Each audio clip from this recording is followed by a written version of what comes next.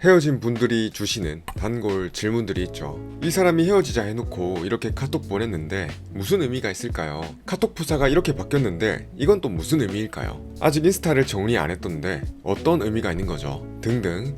헤어지고 나서 상대방이 보이는 말이나 행동들이 혹시 재회의 신호는 아닐지 희망회로가 돌아가면서 생기는 고민들 다들 한 번씩은 해보지 않으셨을까 그런 생각이 듭니다. 오늘 영상에서는 그 미묘한 행동들이 진짜 의미가 있을 만한 신호인지 아니면 우리의 기대 때문에 가지게 된 해석인 건지를 한번 이야기해 보려고 합니다. 먼저 첫 번째로 말씀드리고픈 상황은 상대방이 기념일이나 생일, 명절 같은 시점에 연락이 오는 경우예요. 기념일, 생일, 명절 이런 날들은 지금은 우리가 헤어진 사이라도 한때는 연인이었기 때문에 특별한 의미가 있다고 볼 수 있습니다. 특히 연애 기간이 길수록 무언가를 기념하거나 같이 시간을 보내기로 암묵적으로 약속했던 시기가 있었다면은 그러한 시점이 됐을 때 우리의 뇌는 과거의 경험이나 감정을 자동적으로 떠올릴 수 있다는 거죠. 심리학에서도 유명한 실험이 있죠. 파블로프의 개 실험처럼 처음엔 종을 울려도 반응이 없던 개가 계속 종을 치고 밥을 주니까 나중에는 종만 쳐도 침을 흘리게 되는 것처럼 기념일과 같은 특정 자극이 상대방으로 하여금 과거의 특정한 감정, 행복했던 순간, 재밌었던 순간을 불러일으킬 수 있다는 겁니다.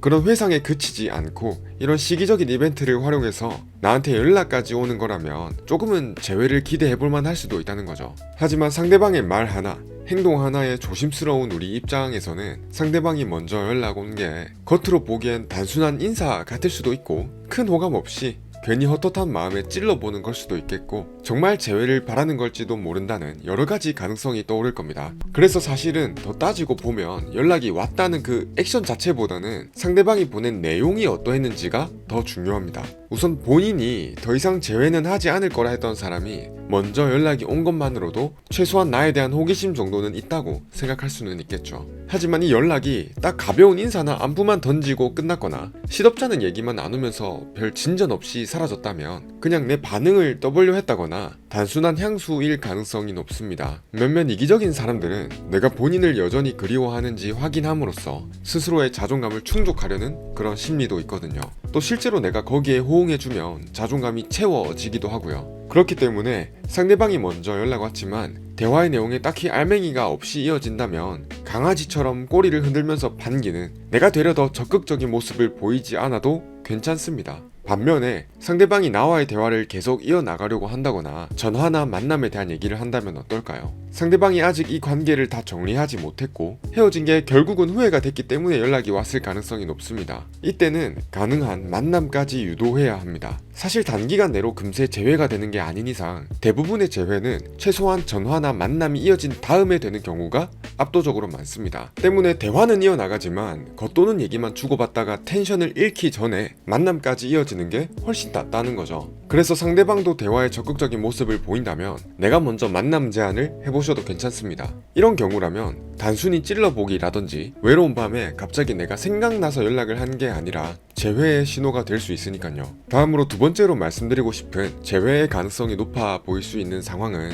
상대방의 카톡 상태 메시지나 프로필 사진, 인스타그램 스토리 같은 SNS 활동이 뭔가 의미심장해졌을 때입니다. 직접적인 연락이 부담스럽거나 두려울 때 SNS는 본인의 감정을 상처받지 않으면서도 상대방의 반응을 떠볼 수 있는 그런 도구가 되기도 합니다. 물론 카톡 상태 메시지나 프로필 사진, 인스타 이런 것들에 웬만하면 의미 부여를 하지 않는 게 내 정신 건강에 이롭긴 합니다. 하지만 몇몇 상황에서는 이거는 나 때문에 올린 게 맞다 이런 생각이 충분히 들 수 있는 그런 때가 있어요. 예를 들면 내가 자주 들려줬거나 같이 들었거나 의미가 담긴 가사의 카톡 프로필 뮤직을 설정했다든지 원래 프로필 뮤직이나 상태 메시지를 설정하지 않던 사람이 했다든지 인스타에 아직 내가 태그됐거나 내가 보이는 그런 게시물이나 하이라이트들이 있다든지 내가 인스타 염탐을 했든 프사를 바꿨든 어떤 행동을 한 직후에 상대방한테도 어떤 행동이 나온 거라면 간접적인 반응일 가능성이 높습니다. 내 반응을 살피기 위한 시도일 수 있다는 거죠. 그렇다면 그런 반응에 나도 덥석 미끼를 물면 될까요? 꼭 그렇진 않습니다. 상대방이 의미 있는 프사나 인스타 게시물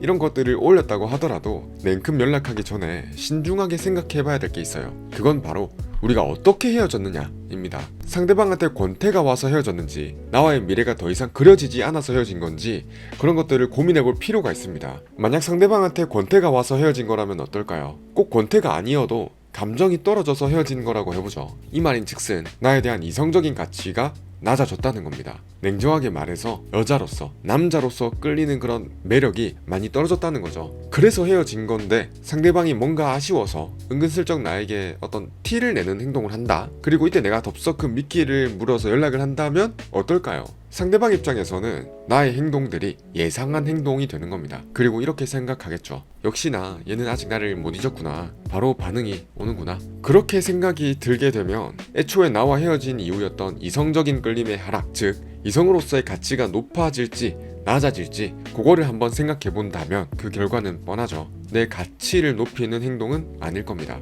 때문에 이런 경우라면 상대방한테 의미심장한 시그널이 보인다고 해서 그렇다고 바로 연락을 하지는 마세요. 내 가치만 낮아지고 그냥 끝날 가능성이 너무 높으니까요.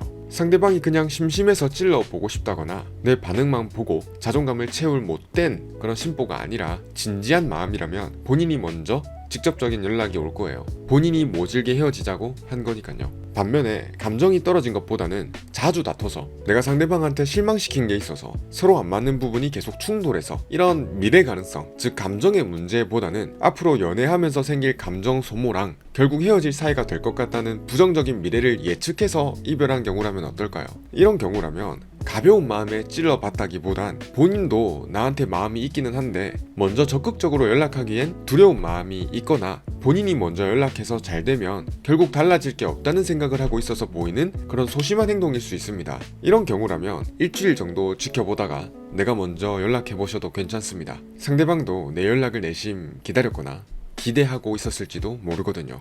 네, 이렇게 오늘은 재회 가능성이 보이는 두 가지 상황에 대해서 말씀을 드려봤는데요. 정리하자면 이거였죠.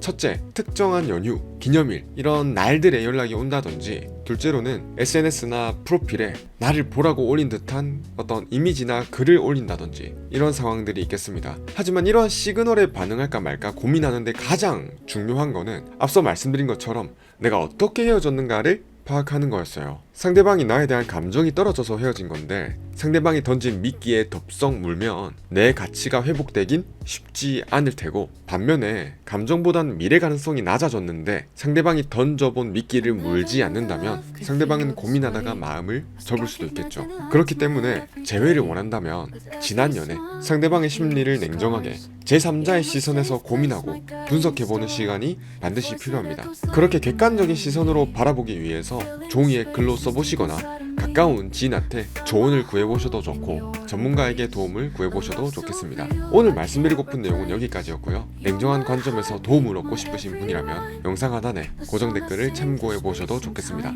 긴 영상 끝까지 보시느라 고생하셨어요. 영상이 도움되셨다면 제가 구독은 바라지 않으니까요. 1초 정도만 시간을 내셔서 하단에 좋아요 한 번만 눌러주시면 감사드리겠습니다. 다음 영상에서 또 뵐게요. 행복하시길 바랍니다.